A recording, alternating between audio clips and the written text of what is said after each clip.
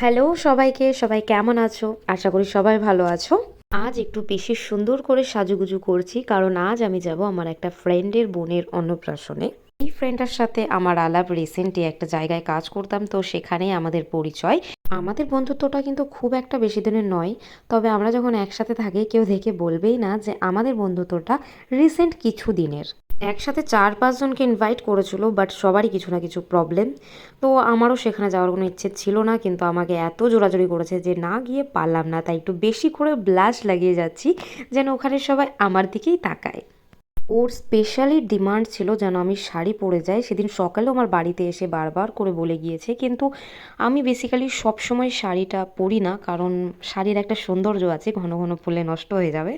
তো আমি শাড়িটাকে একটু কমই পরার চেষ্টা করি। জানি লাইটটা একটু ঝাপসা আসছে, কারণ সেদিনকার একটা লাইটে খুব প্রবলেম করছিল। তো আমার দুটো বোন রয়েছে, তো একটা বোনকে ফ্ল্যাশ আর ক্যামেরা ধরে দাঁড় করে দিয়েছিলাম। আর অবভিয়াসলি ছুটকি আমার সবসময় চুল বেঁধে দেয়, কিংবা আমি যখনই থাকি দুই বোনই আমার সাথে থাকে, কারণ আমি বেসিক্যালি একা রেডি হতেই পারি না। আমি মেকআপও খুব একটা ভালো করতে জানি না, ওই টুকিটাকি যা পারি পারি। দেখতেই পাচ্ছ আমার মেকআপের ছিঁড়ি, তো কোনো ফল্ট ধরলেও আমার কিছু করার নেই। আর চুল তো আমি কোনোদিনই একা বাঁধতে পারি না, বোনই বেঁধে দেয় আমার চুল। তাই অবশ্যই হেয়ার স্টাইলটা কেমন হয়েছে সবাই কমেন্ট করে জানাবে। আর সেদিনকার লুকটা এরকমই ছিল, আমি জানি না কেমন হয়েছে, তো কেমন লাগছে অবশ্যই জানিও। তারপর আমি বেরিয়ে পড়েছিলাম রাস্তায়, আর আমার বোনরা আমাকে একটু এগোতে গিয়েছিল।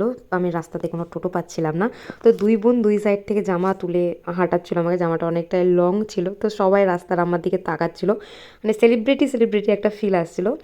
তো যখন ওখানে পৌঁছালাম দেখলাম আমার বান্ধবী আমার জন্য বাইরেই ওয়েট করছে, তো রিয়াকশনটা তোমরা দেখো।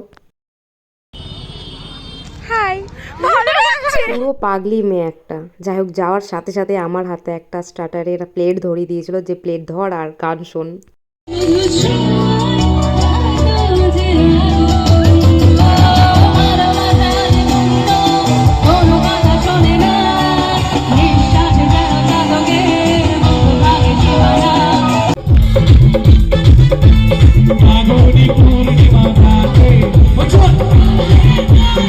ব্লগটা কেমন লাগলো অবশ্যই সবাই জানাবে। টাটা।